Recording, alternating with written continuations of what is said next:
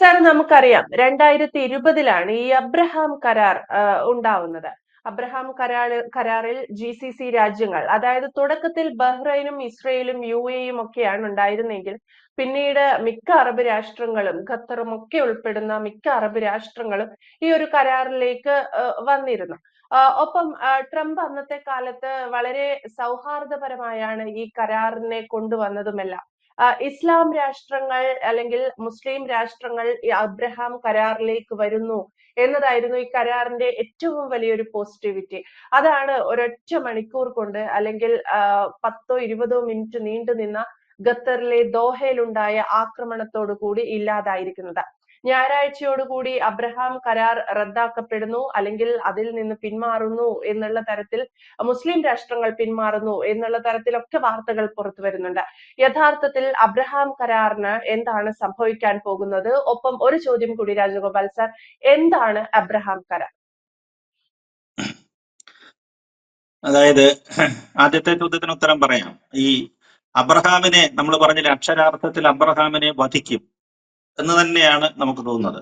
ഈ ഇന്നലെ വരെയുള്ള അവരുടെ നിന്നുള്ള പ്രതികരണങ്ങളിൽ നമുക്ക് മനസ്സിലാക്കാൻ കഴിയുന്നത് അബ്രഹാം കരാർ റദ്ദാക്കപ്പെടും, അല്ലെങ്കിൽ അക്ഷരാർത്ഥത്തിൽ അബ്രഹാമിനെ കൊല്ലും അല്ലെങ്കിൽ തൂക്കിലേറ്റും. ആ ഒരു രീതിയിലേക്കാണ് ഇപ്പോഴെ ഖത്തർ അടക്കമുള്ള രാജ്യങ്ങൾ പോകുന്നത്, അറബ് മുസ്ലിം രാജ്യങ്ങളൊക്കെ പോകുന്നത്. അവർക്ക് വലിയ ക്ഷീണമുണ്ടാക്കിയതാണ്. പ്രത്യേകിച്ച് GCC രാഷ്ട്രങ്ങൾക്കിടയിൽ വലിയ ഭീതി പരത്തിയ ആക്രമണമായിരുന്നു ഇസ്രായേലിൻ്റെത് അവിടെ ഉണ്ടായത്, ദോഹയിലുണ്ടായ ആക്രമണം എന്ന് പറയുന്നത്. അപ്പൊ അതിന് തിരിച്ചടി കൊടുക്കണം എന്നുള്ളത് അവർ വളരെ വ്യക്തമായിട്ട് തന്നെ തീരുമാനിച്ചിരുന്ന കാര്യമാണ്. അപ്പൊ കൊടുക്കുന്നതിന് തിരിച്ചടിക്കുക എന്ന് പറയുമ്പോൾ അവർക്ക് ആയുധശേഷി ഉണ്ടെങ്കിലും അത്തരത്തിൽ അമേരിക്ക പോലെ പുറകിൽ അമേരിക്കൻ ട്രംപ് ഉണ്ടല്ലോ, ട്രംപിന് പോലെ സഹായം കൊടുക്കുന്നതും ടെക്നോളജിയിലും മറ്റു വലിയ സാമർഥ്യമുള്ളതും മൊസാദിനെ കൊണ്ട് കാര്യങ്ങൾ ചെയ്യിക്കുന്നതുമായി ഇസ്രായേലിനോട് നേരിട്ടൊരു യുദ്ധത്തിനൊന്നും അവരാരും തയ്യാറാകുകയില്ല. അങ്ങനെയല്ല, അവരുടെ ഒരു പാരമ്പര്യവും അങ്ങനെ തന്നെയല്ല. പിന്നെ ഡിപ്ലോമാറ്റിക് ആണ്. നമ്മൾ പറയുന്നത് നയതന്ത്രപരമായ കാര്യങ്ങളിൽ എന്ത് ചെയ്യാൻ പറ്റും, അതിനെയാണ് അവര് അബ്രഹാം കരാറിലേക്ക് വരുന്നത്. നയതന്ത്രപരമായിട്ട് ഇസ്രായേലുമായിട്ട് അറബ് രാജ്യങ്ങൾ, മുസ്ലിം രാജ്യങ്ങളൊക്കെ കരാറുണ്ടാക്കിയ നയതന്ത്ര ബന്ധം ഇസ്രായേലിനെ എല്ലാവരും വെറുത്തിരിക്കുകയായിരുന്നല്ലോ. എല്ലാവരും വെറുത്തിരിക്കുന്ന സമയത്ത് അവരെ കൂടെ ഒരു നയതന്ത്ര രാഷ്ട്രമാക്കി മാറ്റുകയായിരുന്നു. അത് അമേരിക്കയുടെ മിടുക്കാണ് കേട്ടോ, അത് ട്രംപിന്റെ മിടുക്കാണ്. 2020 വാഷിംഗ്ടണിൽ വെച്ച് അദ്ദേഹത്തിന്റെ മധ്യസ്ഥതയിലാണ് ഈ കരാർ ഉണ്ടാകുന്നത്. അദ്ദേഹമാണ് ഇതിന് മുൻകൈ എടുത്ത് വരുന്നത്. കരാറിനെ അങ്ങനെ വിളിക്കാനുള്ള കാര്യം എന്ന് പറയുന്നത് അബ്രഹാമിക്കായിട്ടുള്ള രാജ്യങ്ങൾ, അങ്ങനെയുള്ള വർഗങ്ങളും സമുദായങ്ങളും ജാതികളും അവരുടെയൊക്കെ ഉള്ള ഒരു ബൈബിൾ കോൺസെപ്റ്റിൽ നിന്നാണ്, ബൈബിൾ സങ്കല്പത്തിൽ നിന്നാണ് ഇത് എടുത്തിരിക്കുന്നത്. നമ്മൾ പറഞ്ഞില്ല, ജൂതന്മാരുടെയും ക്രിസ്ത്യന് മുസ്ലിംസ്, ഇവരും എല്ലാവരും കൂടെ ചേർന്ന ഒരു സങ്കല്പമാണ് ഇതെന്ന് പറയുന്നത്. അപ്പൊ അതുകൊണ്ടാണ് അത്തരം കരാറിനെ ആ ഒരു പേരിടാനുള്ള കാര്യം അതുകൊണ്ടാണ്. അപ്പൊ ആ കരാറ് അമേരിക്കയുടെ നേതൃത്വത്തിൽ അന്ന് 2020 സാങ്ഷൻ ആക്കി എടുത്തിരുന്നവർ. അപ്പൊ ഇവരുമായിട്ട് വലിയ ബന്ധങ്ങളുണ്ടായി, നയതന്ത്ര ബന്ധം വലിയ ഇസ്രായേലിന് വലിയ നേട്ടമായിരുന്നു ആ കരാർ കൊണ്ടുണ്ടാക്കിയത്. അപ്പൊ അവരുമായിട്ട് പല രാജ്യങ്ങളും സാമ്പത്തികമായിട്ടും അതേപോലെ വാണിജ്യപരമായിട്ടും ചിലരൊക്കെ സൈനികപരമായ കരാറുകളും ഒക്കെ ഇവരുമായിട്ട് ഉണ്ടാക്കി. കാരണം ഒരുപാട് സൈനിക ശേഷിയുള്ള രാജ്യമാണ്, ടെക്നോളജിയിൽ വളരെ അഡ്വാൻസ് ചെയ്തിരിക്കുന്ന രാജ്യമാണല്ലോ ഇസ്രായേൽ. അപ്പൊ അങ്ങനെ എല്ലാ ബന്ധങ്ങളും നല്ല രീതിയിൽ പോവുകയായിരുന്നു. നല്ല രീതിയിൽ പോകുന്നതിന്റെ ഇടയിലാണ് ഈ പ്രശ്നങ്ങളൊക്കെ ഉണ്ടാകുന്നത്. ഈ പ്രശ്നങ്ങൾ ഉണ്ടായ ശേഷം, അതായത് കഴിഞ്ഞ ദിവസം നടന്ന ആക്രമണം, ദോഹയിലേക്ക് നടന്ന ആക്രമണം, അത് വലിയ വലിയ മുറിവാണ്, ഖത്തറിന് വലിയ മുറിവാണ് ഏൽപ്പിച്ചിരിക്കുന്നത്. GCC രാഷ്ട്രങ്ങളെ ആകെ ഭയചരിതരാക്കിയിരിക്കുകയാണ്. അമേരിക്കയുടെ ലോകത്തിലെ ഏറ്റവും വലിയ, അമേരിക്കയ്ക്ക് പുറത്തുള്ള സൈനിക താവളം, അവരുടെ എയർബേസ് അവിടെ ഉണ്ടായിട്ട് പോലും ഇത്രയേറെ വിമാനങ്ങളും അവരെ ചാരക്കണ്ണുകളും ഉപഗ്രഹങ്ങളും ഒക്കെ ഉണ്ടായിട്ട് പോലും ഏതാണ്ട് 3 രാജ്യങ്ങൾ കടന്നു വന്ന ഈ ഫൈറ്റർ ജെറ്റുകളാണ്. അതിനെ ആരും കണ്ടില്ലെന്നാണ് പറയുന്നത്. 3 രാജ്യങ്ങളോളം കടന്നു വന്ന ഫൈറ്റർ ജെറ്റുകൾ ഖത്തറിൽ വന്ന് ബോംബിട്ടേച്ച് പോയിരിക്കുകയാണ്. അപ്പൊ എല്ലാവരെയും ഭയപ്പെടുത്തിയിട്ടുണ്ട് കേട്ടോ. അക്ഷരാർത്ഥത്തിലെ എല്ലാ രാജ്യങ്ങളും ഭയപ്പെട്ടിരിക്കുകയാണ്, ഇനിയും വല്ലതും വരുമോ എന്നുള്ളത്. അതുകൊണ്ടാണ് അവരൊരു തിരിച്ചടിക്ക് തയ്യാറാകുന്നത്. അപ്പൊ തിരിച്ചടി എന്ന് പറഞ്ഞാൽ അബ്രഹാം കരാർ റദ്ദാക്കുക എന്ന് പറഞ്ഞു കഴിഞ്ഞാല് അതിനകത്തിൽ 2 വശങ്ങളുണ്ട് അതിനകത്ത്. ഒന്ന്, ഇസ്രായേലിനെ വീണ്ടും ഒറ്റപ്പെടുത്തുക, ഡിപ്ലോമാറ്റിക് തലങ്ങളിൽ ഇസ്രായേലിനെ മാറ്റി നിർത്തുക, അവരെ ഒരു തൊട്ടുകൂടാത്തവരായിട്ട് പഴയതുപോലെ തന്നെ മാറ്റി നിർത്താം. രണ്ടാമത്തേതെന്ന് പറഞ്ഞാൽ നമ്മുടെ ട്രംപിനൊരടിയും കൊടുക്കാം. ട്രംപാണല്ലോ ഈ കരാർ ഉണ്ടാക്കി വെച്ചിരിക്കുന്നത്.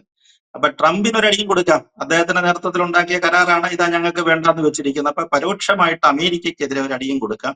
ഇതാണ് അവർ ഉദ്ദേശിക്കുന്നത്. ട്രംപ് ഇപ്പൊ ആകപ്പാടെ ഭയന്നിരിക്കുകയാണ്. അദ്ദേഹത്തിന്റെ പിന്തുടർച്ചാവകാശി അല്ലെങ്കിൽ അടുത്താളായിട്ട് വരാൻ സാധ്യത ഉണ്ടെന്നൊക്കെ വിശേഷിപ്പിച്ചിരിക്കുന്ന ആ 31 വയസ്സുകാരൻ, എന്താണ് പേര്, ചാർലി കിർക്ക് അല്ലെ, ചാർലി കിർക്ക് എന്ന് പറയുന്ന 31 വയസ്സുകാരനെ, പുള്ളിയുടെ തോക്ക് ലൈസൻസിന് വേണ്ടി നടന്നൊരു കക്ഷിയാണ്. തോക്കാണ് പുള്ളിയുടെ ജീവിതത്തിലെ ആയുധം. നമ്മുടെ ഈ സിഖുകാരൊക്കെ കൃപാൻ കൊണ്ട് നടക്കുന്നത് പോലെ തോക്കുണ്ടെങ്കിൽ അമേരിക്കക്കാരെല്ലാം രക്ഷപ്പെട്ടു എന്ന് പറഞ്ഞൊരു സങ്കല്പത്തിൽ നടന്ന കക്ഷിയാണ്. ആ കക്ഷിയാണ് ഇപ്പൊ ഏതൊരു അജ്ഞാതനാണ് വെടി ഒപ്പിച്ചു കൊന്നിരിക്കുന്നതെന്ന് പറഞ്ഞു. ഇതോടുകൂടി ട്രംപിനും ശരിക്കും ഒരു ചെറിയ ഭയം ഉണ്ടായിട്ടുണ്ട്. തെരഞ്ഞെടുപ്പ് സമയത്ത് തന്നെ അദ്ദേഹത്തിന്റെ ചെവിക്ക് നേരെ ഒരു വെടി വന്നതാണ്, ട്രംപിന്റെ നേരെ. അപ്പൊ അതുകൊണ്ട് ഇത്തരത്തിൽ അജ്ഞാതന്മാർ ഓപ്പറേറ്റ് ചെയ്യുന്നതുകൊണ്ട് അമേരിക്കയ്ക്കും ഭയമുണ്ട്. അതുകൊണ്ട് ഈ ദോഹയിൽ നടക്കാൻ പോകുന്ന ഉച്ചകോടിയെ വളരെ ഭയത്തോടു കൂടിയാണ് അമേരിക്കയും ശ്രദ്ധിക്കുന്നത്. പിന്നെ ഇതിന്റെ രണ്ടാമത്തെ പശ്ചാത്തലം എന്ന് പറയുന്നത്, ഒരു രാജ്യത്തെ സൈനികമായിട്ട് ആക്രമിക്കാം, നമുക്ക് സൈനികമായിട്ട് ആക്രമിച്ച് കീഴ്പ്പെടുത്താൻ കാര്യങ്ങളൊക്കെ ചെയ്യാം. പക്ഷെ അതിന് ശേഷിയില്ലാത്തവർ എന്ത് ചെയ്യും? അതുകൊണ്ടാണ് ഡിപ്ലോമാറ്റിക് തലത്തിൽ ഈ നയതന്ത്രപരമായ കാര്യങ്ങളിൽ ചെയ്യാൻ പറ്റുന്നത്. അപ്പൊ നമ്മളത് ഓപ്പറേഷൻ സിന്ദൂർ സമയത്ത് നമ്മൾ കാണിച്ചു കൊടുത്താണത്. പാകിസ്ഥാനെ നമ്മൾ പറഞ്ഞതുപോലെ 2 ദിവസം കൊണ്ട് റെഡിയാക്കി കൈ കൊടുത്തു. നമ്മൾ ബ്രഹ്മോസ് ഉപയോഗിച്ച് 5 പ്രധാനപ്പെട്ട നഗരങ്ങൾ നമ്മൾ ചൂട്ടുചാമ്പലാക്കി കളഞ്ഞു. അതോടൊപ്പം തന്നെ വർഷങ്ങളായിട്ട് ആവശ്യപ്പെട്ടുകൊണ്ടിരുന്ന, അല്ലെങ്കിൽ നമ്മളെ അവർക്ക് വെള്ളം കൊടുത്തുകൊണ്ടിരുന്ന ഒരു കരാറുണ്ടായിരുന്നു, സിന്ധു നദീജല കരാർ എന്ന് പറയുന്നത്. അത് നമ്മുടെ ഇന്ത്യൻ ഭൂമി ഭൂതലത്തെ എന്ന് ചോദിച്ചാൽ പാകിസ്ഥാൻ വഴിയാണ് അത് ഒഴുകുന്നത്. ധാരാളം ഏതാണ്ട് പാകിസ്ഥാന്റെ കാർഷിക കുടിവെള്ള ആവശ്യങ്ങളുടെ 60% നിറവേറ്റുന്നത് നമ്മൾ സിന്ധു നദിയിലെ വെള്ളമായിരുന്നു. നമ്മൾ അവിടെയാണ് കൊടുത്തത്. നമ്മൾ അവിടെയാണ് രണ്ടാമത്തെ നല്ല ശരിക്കും 1ാമത്തെ അടി കൊടുത്തത് തന്നെയായിരുന്നു. സിന്ധു നദീജല കരാർ നമ്മൾ റദ്ദാക്കി കളഞ്ഞു. അപ്പൊ പാകിസ്ഥാന് കുടിവെള്ളമില്ല. കുടിവെള്ളം നമ്മൾ ബ്ലോക്ക് ചെയ്ത് നമ്മളത് അണ കെട്ടിക്കൊണ്ടിരിക്കുകയാണ്. ആ വെള്ളം നമ്മൾ ഡൽഹി വരെ കൊണ്ടുവരാൻ പോവാണ്. ഇനി അവന്മാർക്ക് കൊടുക്കുകയില്ല എന്നുള്ളതാണ്. അത്ര ഇതായിപ്പോയി. നിരപരാധികളെ കൊന്നതിനുള്ള പ്രതികാരമായിരുന്നു. അപ്പൊ സൈനികപരമായിട്ടും ഈ പറഞ്ഞതുപോലെ നമ്മള് ഡിപ്ലോമാറ്റിക് തലത്തിലുമുള്ള യുദ്ധമാണ്. അപ്പൊ ആ യുദ്ധത്തിന് വളരെ പ്രയോജനം. ഇപ്പൊ പാകിസ്ഥാൻ കിടന്ന് കരയുന്നത് കണ്ടില്ലേ? പാകിസ്ഥാനിൽ കൂട്ട നിലവിളിയാണ്, വെള്ളം വേണേ വെള്ളം വേണേ വെള്ളം വേണേ എന്നുള്ളത്. ഈ പറഞ്ഞ കഴിഞ്ഞ വിസ്ഫോടന സമയത്തൊക്കെ നമ്മൾ കണ്ടതാണ്, അതിന്റെ ദുരന്തങ്ങൾ കണ്ടതാണ് അല്ലെ? പാകിസ്ഥാനിലെ എത്ര ഗ്രാമങ്ങളും കാര്യങ്ങളും ഒക്കെ ഒലിച്ചു പോവുകയും ഒക്കെ ചെയ്തുകൊണ്ടിരിക്കുന്നത്. അപ്പൊ അതുകൊണ്ട് അത്തരത്തിലുള്ള അങ്ങനെയാണ് ശരിക്കും വരിഞ്ഞു മുറുക്കാവും, ഈ രാജ്യത്തെ വരിഞ്ഞു മുറുക്കാം, ഇസ്രായേലിനെ വരിഞ്ഞു മുറുക്കാം എന്നുള്ളതാണ് അവരുടെ ഈ GCC രാഷ്ട്രങ്ങളടക്കമുള്ള അറബി മുസ്ലിം രാജ്യങ്ങളുടെയൊക്കെ ഒരു പ്രതീക്ഷ. എന്തായാലും ഞായറാഴ്ച നമ്മൾ വലിയ ആകാംക്ഷയോടാണ് കാത്തിരിക്കുന്നത്. പക്ഷെ ഇതിനിടയിലും നെതന്യാഹു വിട്ടുകൊടുക്കുന്നില്ല. നെതന്യാഹുവിന്റെ പ്രതികരണങ്ങളും പ്രകടനങ്ങളും ഒക്കെ കഴിഞ്ഞ ദിവസം നമ്മൾ കണ്ടില്ലേ, ഇംഗ്ലീഷ് ചാനലുകളിലൊക്കെ അത് കാണിക്കുന്നുണ്ടായിരുന്നു. വളരെ രൂക്ഷമായ വിമർശനമാണ് അദ്ദേഹം ഇപ്പോഴും നടത്തിക്കൊണ്ടിരിക്കുന്നത്. ഇവിടെ ഖത്തറിൽ കടന്ന് നടത്തിയ ആക്രമണത്തെ അദ്ദേഹം ഇപ്പോഴും ന്യായീകരിക്കുകയാണ്. അത് എന്തുകൊണ്ടാണ് ഉപയോഗിച്ചെന്ന് നോക്കുക. അമേരിക്കയിൽ പണ്ട് നടന്ന അൽ-ഖ്വയ്ദയുടെ വേൾഡ് ട്രേഡ് സെന്ററും അമേരിക്കയുടെ യുദ്ധസന്നാഹ താവളങ്ങളുമായ പെന്റഗണിനെ ആക്രമിച്ചില്ലേ? പെന്റഗണിനും വേൾഡ് ട്രേഡ് സെന്ററിനും നടന്ന ആക്രമണത്തിന് തുല്യമാണ് 2023 ഇസ്രായേൽ എന്ന് പറയുന്ന ഞങ്ങളുടെ തറവാട്ടിൽ കയറി നടന്ന ആക്രമണം ഹമാസ് നടത്തിയതെന്നാണ് ഇപ്പൊ ഇയാൾ പറയുന്നത്. ശരിയാണ്.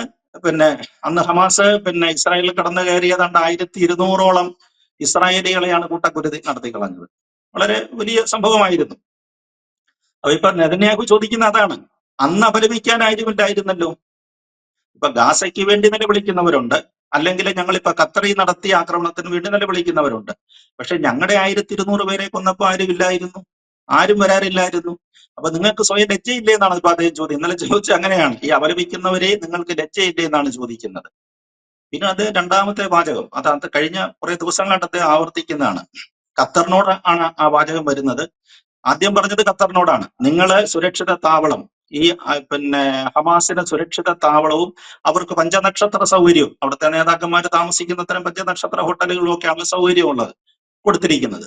അപ്പൊ അത്തരം സൗകര്യങ്ങൾ നിങ്ങളാണ് ഒരുക്കിയിരിക്കുന്നത്. നിങ്ങൾ ഇനി അവിടുന്ന് മാറ്റണം. അത് ഇവരെ അവിടെ താമസിപ്പിക്കണ്ട. എല്ലാവരും അറിഞ്ഞുകൊണ്ട് താമസിക്കുന്നതാണെങ്കിൽ പോലും അത് വേണ്ട. ഞങ്ങളോട് ഇത്രയും പ്രതികാരം ചെയ്ത ആളുകളെ, ഇപ്പൊ കഴിഞ്ഞ ആഴ്ച നടന്ന കൂട്ടക്കുരുതിയിൽ 6 ഇസ്രായേലികളെ കൊന്നവര്. അപ്പൊ അതെല്ലാം കൂടെ ചേർത്ത് വെച്ചാണ് നെതന്യാഹു പറയുന്നത്, ഇനിയും ഞങ്ങൾ സഹിക്കത്തില്ല, ഇനി ഇത്തരം കാര്യങ്ങൾ, ഒരു ക്ഷമ എന്നൊരു പ്രശ്നം ഞങ്ങളുടെ ഭാഗത്ത് ഉണ്ടാകത്തില്ല. തീർച്ചയായിട്ടും പ്രതികാരം ചെയ്തിരിക്കും എന്ന് തന്നെയാണ് അദ്ദേഹം പറയുന്നത്. അതിന്റെ ആദ്യത്തെ സൂചനയാണ് ഖത്തറിന് കൊടുത്തതെന്നാണ് പറയുന്നത്. ഖത്തറിനെ ആക്രമിച്ചത് അതുകൊണ്ട് തന്നെയാണ്. ഇനി ആരെങ്കിലും GCC രാഷ്ട്രങ്ങളോ മറ്റാരെങ്കിലോ മുന്നോട്ട് വന്നു കഴിഞ്ഞാൽ അവർക്കും കിട്ടുമെന്നാണ് പറയുന്നത്. ഇപ്പൊ യമനിലെ നേരെ കഴിഞ്ഞ ദിവസം കൊടുത്തിരുന്നു. യമനിലെ ഹൂത്തി ആ വിഭാഗത്തിന് നേരെ വീണ്ടും ആക്രമണം തുടങ്ങിയിരിക്കുകയാണ്. അപ്പൊ ആകെപ്പാടെ ഭയപ്പെട്ട അന്തരീക്ഷം. ഒരു തരത്തിലും അദ്ദേഹം വഴങ്ങുന്ന ലക്ഷണത്തിലല്ല, നെതന്യാഹു വഴങ്ങുന്ന ലക്ഷണത്തിലല്ല. ഇപ്പം ട്രംപും പുലിവാലി പിടിച്ച അവസ്ഥയിലാണ്. നമ്മളിലെ കയറൂരി വിട്ടുപോയി. പിന്നെ നെതന്യാഹുവിനെ ഇസ്രായേലിനെ കയറൂരി വിട്ടുപോയി, സഹായിക്കാൻ വേണ്ടിയിട്ട് കയറൂരി വിട്ടുപോയി. ആഗോള ഭീകരത എന്നൊക്കെ പറഞ്ഞിട്ട് ഇതിനെ തുടച്ച് നീക്കാൻ വേണ്ടിയിട്ട് ഇവരെ ഇസ്രായേലിനെ ഉപയോഗിച്ച് അദ്ദേഹം ചില കാര്യങ്ങളൊക്കെ ചെയ്തു നോക്കിയതാണ്. ഇപ്പൊ അദ്ദേഹത്തിന് പിടിച്ചാലും നിൽക്കാത്ത മട്ടിലേക്ക് കാര്യങ്ങൾ എത്തുകയാണ്. അതിന്റെ ചില സൂചനകളാണ് ഈ ദോഹ സമ്മേളനം. ഈ ദോഹയിൽ മറ്റന്നാൾ ഞായറാഴ്ച നടക്കാൻ പോകുന്ന ആ മീറ്റിംഗ് എന്നാണ് എനിക്ക് തോന്നുന്നത്. അവിടെ ഉണ്ടെങ്കിലും ഒരു പറഞ്ഞില്ലേ, ഇത് പറഞ്ഞ അത്തരത്തിലുള്ള ഡിപ്ലോമാറ്റിക് ലെവലിലുള്ള ചർച്ചകൾ കൊണ്ട് അത് അവസാനിച്ചാൽ നല്ലതാണ്. ഇനി ഒരു യുദ്ധ സാധ്യതയിലേക്കോ അല്ലെങ്കിൽ മറ്റൊരു തരത്തിലേക്കോ അല്ലെങ്കിൽ GCC രാഷ്ട്രങ്ങളിലേക്ക് ഇവരുടെ ആക്രമണം വ്യാപിക്കാതെ ഇത് തടയേണ്ടതും ഒരു മുൻകരുതൽ എടുക്കേണ്ടതും വളരെ അത്യാവശ്യമാണ്. ഇക്കാര്യത്തിൽ നിർണായകമായ റോൾ ചെയ്യാനുള്ളത് അമേരിക്കയ്ക്ക് തന്നെയാണ്. തീർച്ചയായിട്ടും അമേരിക്കയ്ക്ക് തന്നെയാണ് അതുള്ളത്. നമ്മൾ എന്തായാലും ആകാംക്ഷയോടെ ഞായറാഴ്ച കാത്തിരിക്കുകയാണ്. ഞായറാഴ്ചയോടുകൂടി അറിയാൻ സാധിക്കും അബ്രഹാം കരാറിന് എന്ത് സംഭവിക്കും എന്നുള്ളത്. രാജഗോപാൽ സാർ ഈ പറഞ്ഞതുപോലെ ഈ കരാർ റദ്ദാക്കുക അല്ലെങ്കിൽ കരാറിൽ നിന്ന് പിന്മാറുക എന്നത് വഴി മറ്റു രാജ്യങ്ങൾ ഉദ്ദേശിക്കുന്നത് ഇസ്രയേലിനെ കൂട്ടത്തോടെ ഒറ്റപ്പെടുത്തുക എന്നുള്ളതാണ്. പഴയ നിലയിലേക്ക് ഇസ്രയേലിനെ എത്തിക്കുക എന്ന്. അതിന് മറുപടിയായി ബെഞ്ചമിൻ നെതന്യാഹു ചോദിക്കുന്ന ചില ചോദ്യങ്ങളാണ് പ്രസക്തമാവുന്നത്. എന്തുകൊണ്ട് ഇതിനു മുൻപ് ഇസ്രയേലിൽ ആക്രമണം നടത്തിയപ്പോൾ അപലപിക്കാൻ ഇത്തരം രാജ്യങ്ങൾ മുന്നോട്ട് വന്നില്ല എന്നത് ഉയർന്നു വരുന്ന ഒരു ചോദ്യമാണ്. വ്യക്തമാണ്. Thank you Rajagopal sir.